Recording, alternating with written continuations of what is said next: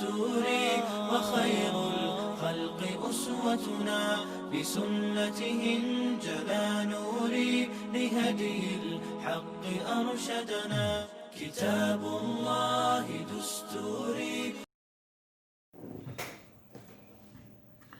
السلام علیکم ورحمۃ اللہ وبرکاتہ. ان الحمد للہ نحمده ونستعینه ونستغفره ونعوذ باللہ من شرور انفسنا ومن سیئات اعمالنا من يهده الله فلا مضل له ومن يضلله فلا هادي له واشهد ان لا اله الا الله وحده لا شريك له واشهد ان محمدا عبده ورسوله. حضرات خواتین معزز سامعین، ہم اور آپ بخوبی جانتے ہیں کہ اس روئے زمین پر اور آسمان کے نیچے سب سے بڑا کیے جانے والا ظلم اور گناہ شرک ہے. تو آج کا ہمارا موضوع شرک میں بھی جو بدترین شرک کی نوع ہے وہ یہ ہے کہ اللہ کا شریک نفس اللہ کی ذات سے قرار دینا، یعنی اللہ تعالیٰ کہ بیٹے کا دعویٰ کرنا جیسے نصارہ اور یہود کرتے ہیں، یا مشرکین مکہ ملائکہ کو اللہ کی بیٹیاں قرار دیتے تھے. یہ کس قدر قبیح عقیدہ ہے، کس قدر بڑا ظلم ہے، اور اس کی کس قدر بودی حجت و دلیل ہے، اسے اللہ رب العالمین نے ان دو آیات میں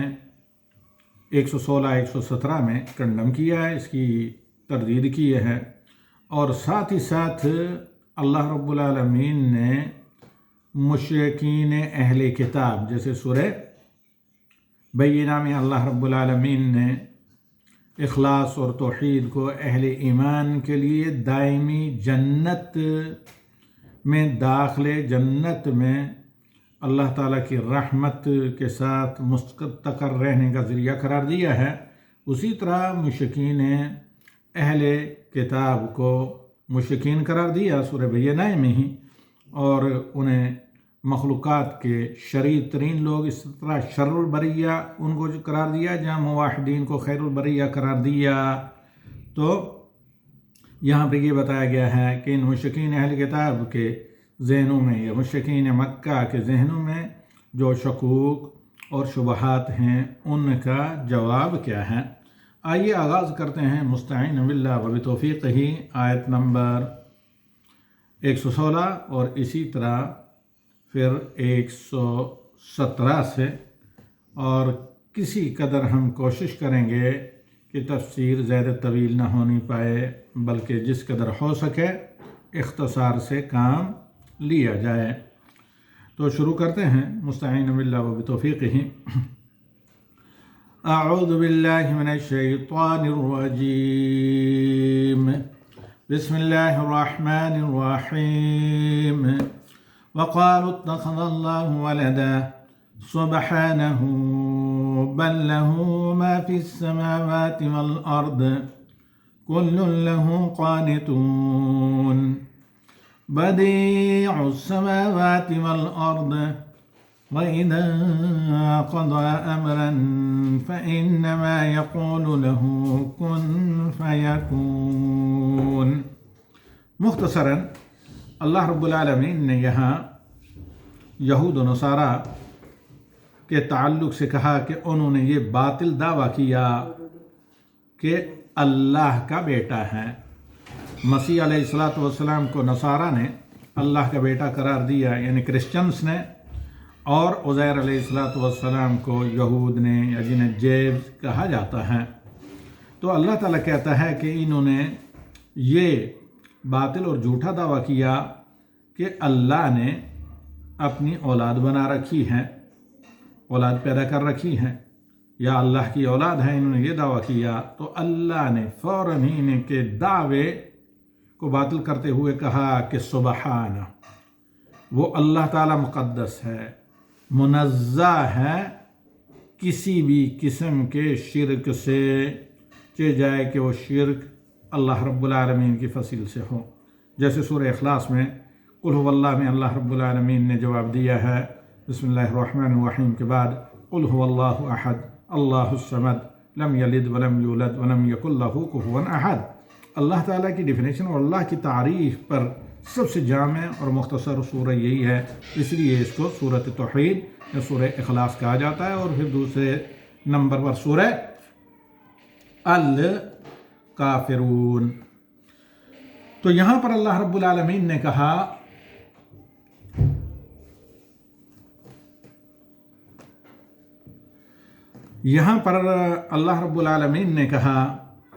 کہ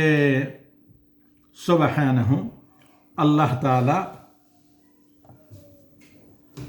مقدس ہے، منزہ ہے اور پاکیزہ ہے اس طرح کے شرکیہ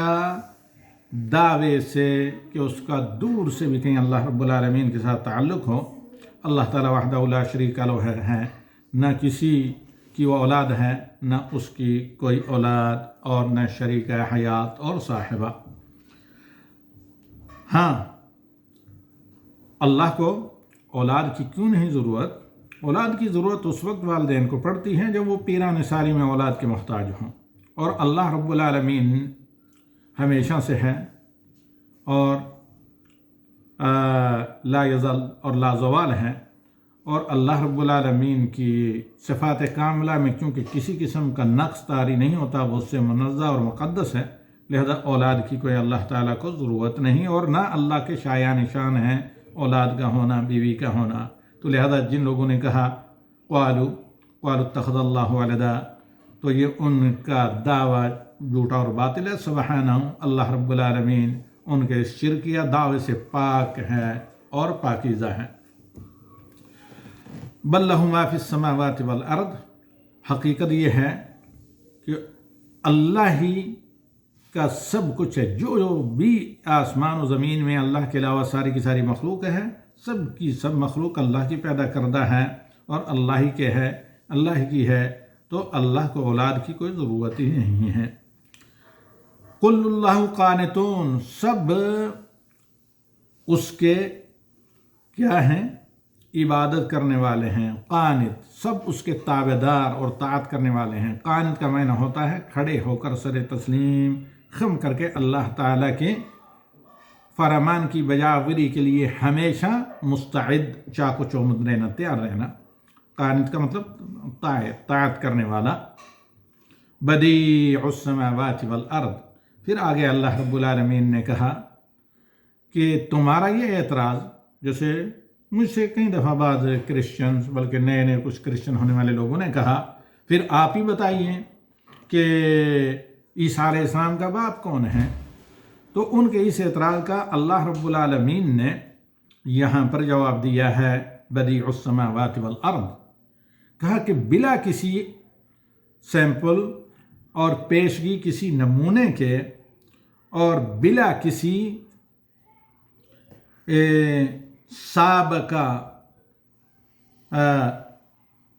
وجود کے ذرے کے اللہ تعالیٰ نے آسمان و زمین کو عدم سے پیدا کیا، جبکہ اس کی کوئی اس کا مول، کوئی اس کی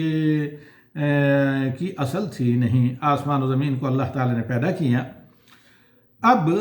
تمہارا یہ اعتراض کہ عیسیٰ علیہ السلام بلا باپ کے پیدا ہوئے، تو اللہ نے جواب دیا، ایک تو یہ کہ جس طرح آسمان و زمین کو بلا کسی پیشگی نمونے کے پیدا کیا، اور پھر یہ کہ اللہ کا حکم اپنی ساری مخلوقات پر نافذ ہے۔ بلا ماں باپ کے آدم کو پیدا کیا، بلا باپ کے عیسیٰ علیہ السلام کو پیدا کیا، اور اسی طرح ہلم جرا آپ دیکھیں گے کہ حوا کو بلا ماں کے پیدا کیا۔ تو کیوں ایسا کیسے ہوتا ہے؟ تو یاد رکھیں اللہ تعالیٰ نے کہا وَإِذَا قَضَىٰ أَمْرًا، جب اللہ رب العالمین کوئی فیصلہ کر گزرتا ہے، کر لیتا ہے، ڈیسیزن اللہ تعالیٰ کو لے لیتا ہے،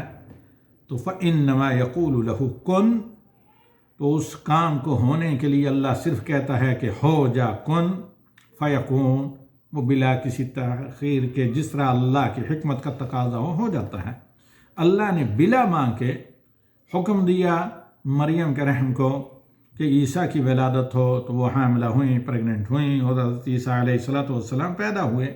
جس طرح مٹی سے آدم کو پیدا کیا اور آدم کی پسلی سے حوا علیہ السلام کو پیدا کیا۔ یہ تھی مختصر تفسیر ترجمے کے ساتھ. آئیے اب ہم ذرا اس کی تفصیلی تفسیر آپ کے سامنے رکھتے ہیں. حافظ ابن کثیر رحمہ اللہ اس سلسلے میں فرماتے ہیں اور دیگر اہل علم جیسے کہ میں نے جائزہ لیا ہے ان آیات کی تفسیر کا کتب تفسیر میں کہ یہ آیت کریمہ اور اس سے پہلے والی جو آیات گزشتہ ہفتہ جن کی تفسیر آپ سن چکے ہیں یہ نصارہ کرسچنس یعنی اور اسی طریقے سے یہود کا رد کر رہی ہیں. امام ابن کثیر کہتے ہیں کہ ان شرک کرنے والوں پر اللہ کا بیٹا قرار دینے والوں پر چاہے یہود و نصارہ ہوں یا مشرکین مکہ ہوں جو ملائکہ کو اللہ کی بیٹیاں قرار دیتے تھے ان پر اللہ کی پھٹکار و لعنت ہو. اور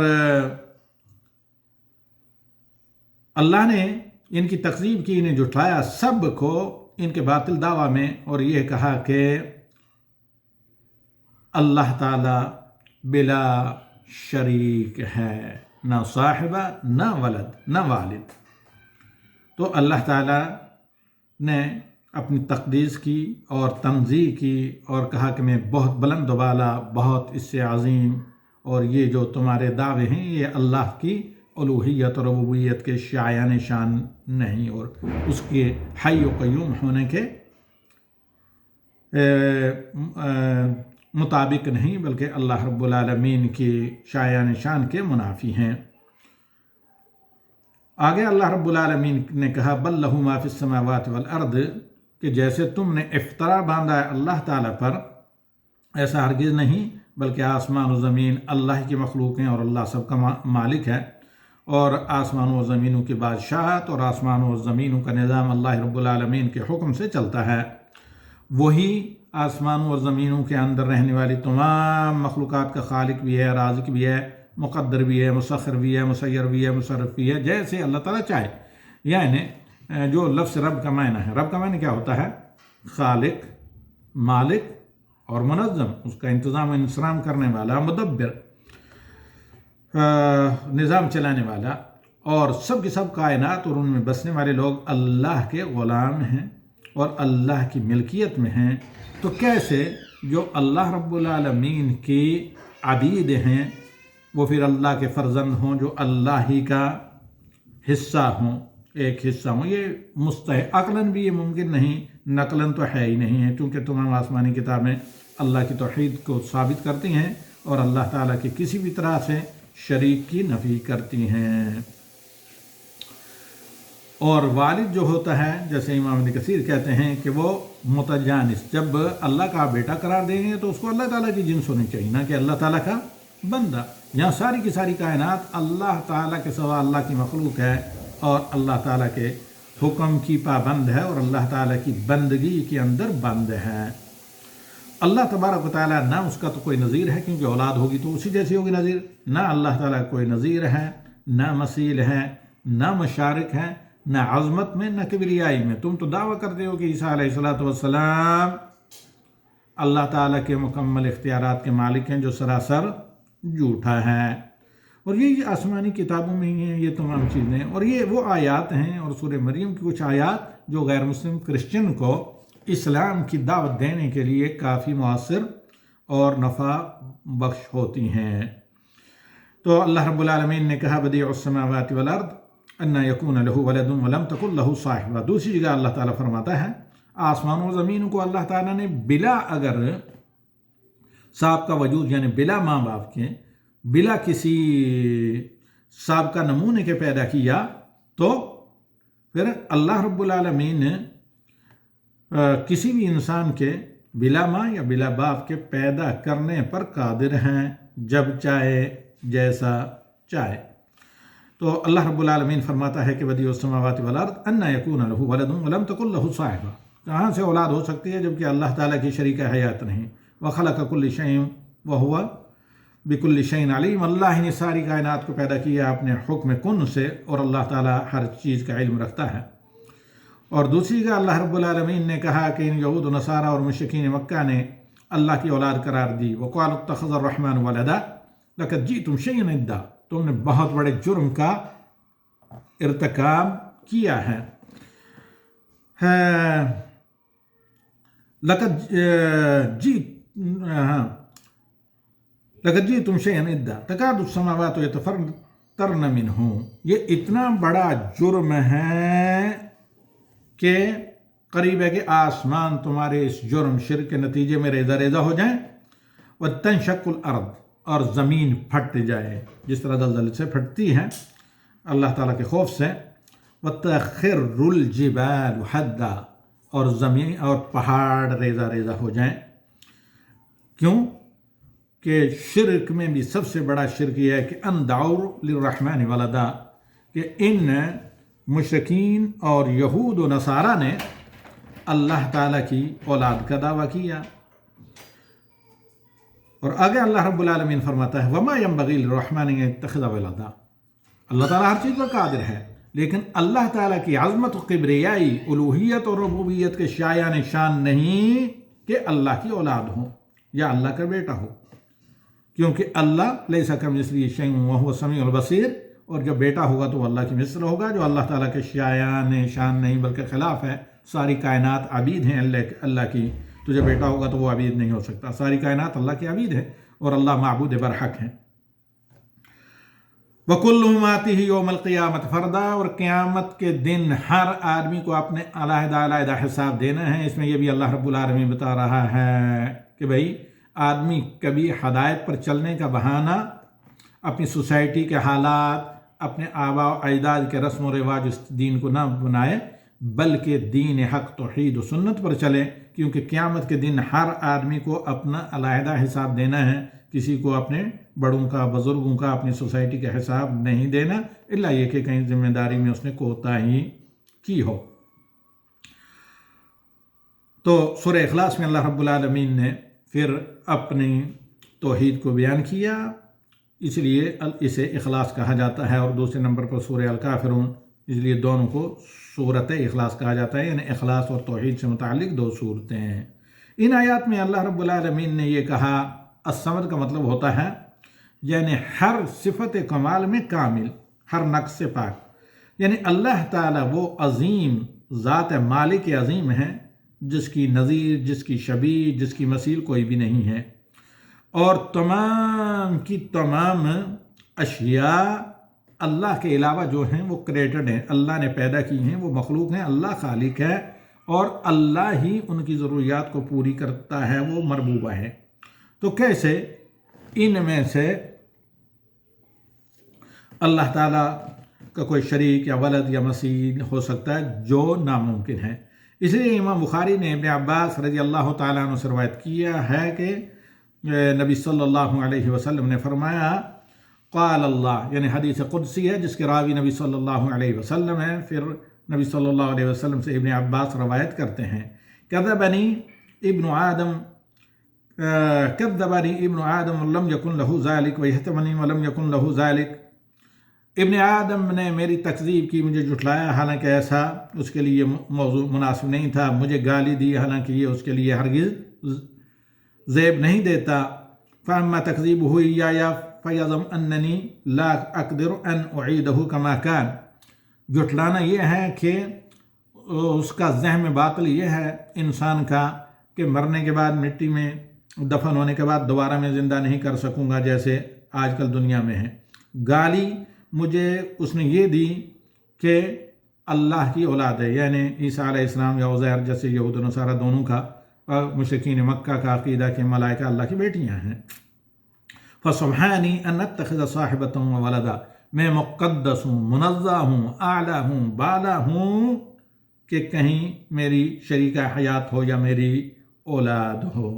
تو اس حدیث کو امام بخاری رحمہ اللہ نے منفرداً روایت کیا ہے، اور امام ابن مردویہ حضرت ابو ہریرہ رضی اللہ تعالیٰ عنہ سے روایت کرتے ہیں کہ رسول اللہ صلی اللہ علیہ وسلم نے فرمایا یقول اللہ عز وجل کذبنی ابن آدم ولم ينبغي له ان يكذبني وشتمني ولم ينبغي له ان يشتمني، ابن آدم نے میری تکذیب کی حالانکہ اس سے زیب نہیں دیتا مجھے جھٹلانا، اور مجھے گالی دی حالانکہ ابن آدم کو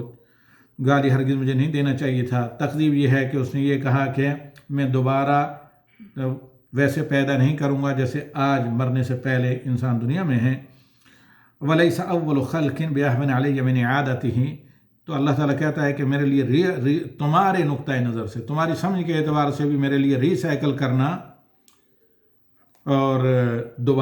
مردے کو دوبارہ زندہ کرنا کہیں آسان ہے، تمہاری سمجھ کے اعتبار سے بھی بمقابلہ بلا کسی وجود کے اور نمونے کے اساس اور اصل سے پیدا کرنا۔ اور گالی یہ دی کہ اللہ کی اولاد یا بیٹے کا انہوں نے دعویٰ کیا، وَأَنَا اللَّهُ الْأَحَدُ الصَّمَدُ لَمْ يَلِدْ وَلَمْ يُولَدْ وَلَمْ يَكُنْ لَهُ كُفُوًا أَحَدٌ، اور میں اللہ ہوں، احد ہوں۔ صمد کا مطلب وہ ذات جو تمام صفات کمال میں کامل ہے، جس کا کوئی شریک نہیں نہ قریب۔ اور صحیحین میں اسی طرح نبی صلی اللہ علیہ وسلم کا فرمان ہے کہ جیسے میں نے یہ آپ کے سامنے یہاں پر ذکر کیا کہ آپ صلی اللہ علیہ وسلم نے فرمایا کہ لا احد اصبر علی اذی سمعہ من اللہ، کہ اللہ سے زیادہ ایذا پر اللہ سے زیادہ کوئی صابر نہیں ہے کہ کسی نے ایذا سنی ہو پھر اس کے باوجود اپنے بندوں پر عذاب نہ نازل کیا ہو، ان کو رزق بھی دیتا ہو، ان کی ضروریات بھی پوری کرتا ہو، انہیں صحت بھی دیتا ہو۔ لا احد اصبر علی اذی سمعہ من اللہ، اللہ سے زیادہ عذاب پر سن کر صبر کرنے والا اور کوئی نہیں۔ انہ یجعلون لہ ولدا وہو یرزقہم ویعافیہم، یہ اللہ کی اولاد کے دعوے دار ہیں یہود و نصارہ، اور اسی طرح مشرکین مکہ، جبکہ اللہ تعالیٰ انہیں رزق بھی دیتا ہے، انہیں عافیت و صحت و تندرستی بھی دیتا ہے۔ آگے اللہ تعالیٰ کا فرمان کل لہ قانتون، تو قنوت کا مطلب جسے سعید بن جبیر کہتے ہیں اخلاص، یعنی اخلاص کے ساتھ اللہ رب العالمین کی طاعت۔ اور یہاں پر یہ بھی ہے کہ چاہیں یا نہ چاہیں تم اللہ تعالیٰ کے فرمانبردار ہو، جبکہ کافر چاہتا ہے کہ اس کا سایہ بھی اسی طرح استدا ہو تو سجدہ نہ کرے، لیکن اللہ رب العالمین کے سامنے ہر چیز طون اور کرہن سرو سجود ہے، جس طرح کفار کے سائے وغیرہ بھی۔ اور یہ تفسیر بعض تابعین مفسرین نے کی ہے، اور اس آیت کی تفسیر ایک اور قرآنی آیت سے بھی کی ہے، جس کا مفہوم یہ ہے کہ وَلِلَّهِ يَسْجُدُ مَن فِي السَّمَاوَاتِ وَالْأَرْضِ طَوْعًا وَكَرْهًا وَظِلَالُهُم بِالْغُدُوِّ وَالْآصَالِ، ہر چیز آسمان و زمین کی اللہ تعالیٰ کے سامنے سجدہ کرتی ہے، چاہے مرضی سے چاہے بے بس ہو کر، اور ان کے سائے بھی ہر صبح شام۔ تو یہاں پر اگر دیکھیں تو تمام کے تمام جو مفسرین کے اقوال ہیں کل لہ قانتون کا مطلب یہ ہے کہ تمام کے تمام چاہتے نہ چاہتے ہوئے اللہ تعالیٰ کے سامنے بے بس اور مطیع ہیں، سر نگو ہیں۔ اور معنی یہ کہ ان القنوت هو الطاعة والاستکانہ الی اللہ، قنوت کا معنی ہوتا ہے اللہ کی طاعت اور اللہ کے حکم کے تابع فرمان ہو کر سر تسلیم کر کے سر نیچے کر کے کھڑے رہنا۔ اور یہ جو ہے شرعی اور قدری، یعنی طاعت اللہ تعالیٰ نے مقدر کر رکھا ہے، اور باقی جو اللہ تعالیٰ نے انسان کو مسیر نہیں بلکہ مخیر رکھا ہے کہ اللہ نے بندوں کو پیدا کر کے ان کے اعمال اچھے برے پیدا کر کے رکھے، آسمانی کتابیں نازل کی، انبیاء بھیجے جو انہیں بتائیں کہ برے اعمال امتحان کے لیے ہیں، ان سے بچ کر رہیں، اچھے اعمال کرنے کے لیے ہیں، انہیں کریں۔ لیکن اس کے باوجود جب نہیں کرتے حجت قائم ہونے کے بعد، تو پھر اللہ رب العالمین نے جس سزا اور عقاب کا وعدہ کیا وہ ملے گا۔ اور اللہ رب العالمین کی کتاب کو پڑھ کر اللہ کے انبیاء کے طریقے پر چل کر جب راہ ہدایت اختیار کریں گے تو پھر وہ ثواب جزیل ملے گا جس کا اللہ رب العالمین نے وعدہ کیا ہے۔ اسی پر اکتفا کرتے ہیں، انشاءاللہ دوسری آیت 117 نمبر بدیع السماوات والارض، آئندہ ہفتہ اسے میں مکمل کروں گا۔ لیکن یہاں جو آیت نمبر 116 آپ نے سنی، اور بہت ہی موضوع موقع سے یہ تفسیر آئی ہے کہ اللہ رب العالمین نے سب سے بڑا جرم قرار دیا کہ اللہ کا بیٹا قرار دیا جائے۔ تو اسی بنا پر ابھی یہ دسمبر کا مہینہ چل رہا ہے، 31 ہے آج، تو دسمبر کے مہینے میں غالباً آپ زیادہ جانتے ہیں کہ کرسمس دنیا کی ایک بڑی آبادی اس کو سالانہ عید مناتی ہے۔ صرف لحاظ میں یا مجاملت کے طور پر بھی کسی بھی قسم کا پارٹیسپیشن کرنا، کسی بھی قسم کی گریٹنگ وغیرہ، مبارکباد دینا اپنے دوستوں کو، اپنے ملنے جلنے والوں کو، حتیٰ بعض لوگوں کے آفیسر بعض لوگ سوال کرتے ہیں کہ کرسچن ہوتے ہیں، جائز نہیں، کیونکہ کسی بھی قسم کا پارٹیسپینٹ اور کسی بھی قسم کی مراسلات، کارسپینڈنگ، مبارک وغیرہ کرسمس کے موقع پر اور نیو کرسچن ایرا پر وغیرہ وغیرہ پر یا پہلے سال کی تکمیل پر، یہ انسان کی طرف سے چاہے یا نہ چاہے کیا ہے؟ تعاون علی الاسم والعدوان ہے۔ سب سے بڑا گناہ شرک، اور شرک میں بھی سب سے بڑا گناہ جس کے متحمل آسمان و زمین بھی نہیں ہے، اللہ کا بیٹا یا بیوی قرار دینا ہے، تو اس میں یہ حوصلہ افزائی ہے مشرکین اور کفار کی، اور یہ تعاون علی الاسم ہے، عدوان ہے۔ عدوان یہی ہے کہ آدمی بندہ اللہ رب العالمین کے ساتھ شریک قرار دے، جبکہ اللہ رب العالمین نے اسے اہل ایمان پر حرام قرار دیا ہے، بلکہ آدمی کوشش کرے کہ اپنے بساط کے مطابق انکار منکر، امر بالمعروف، اور سب سے بڑا معروف توحید ہے، توحید کی دعوت دینا، اور سب سے بڑا منکر ہے شرک، اور شرک اور بدعت کا انکار کرنا، کیونکہ یہ دونوں ہی شہادتین لا الہ الا اللہ محمد رسول اللہ کے منافی ہیں، شرک و بدعت۔ اور ان کا پہلا تقاضا ہے کلمہ توحید لا الہ الا اللہ محمد رسول اللہ، جو پڑھ کر ہم مسلمان ہوتے ہیں، کیا اس کا پہلا تقاضا ہے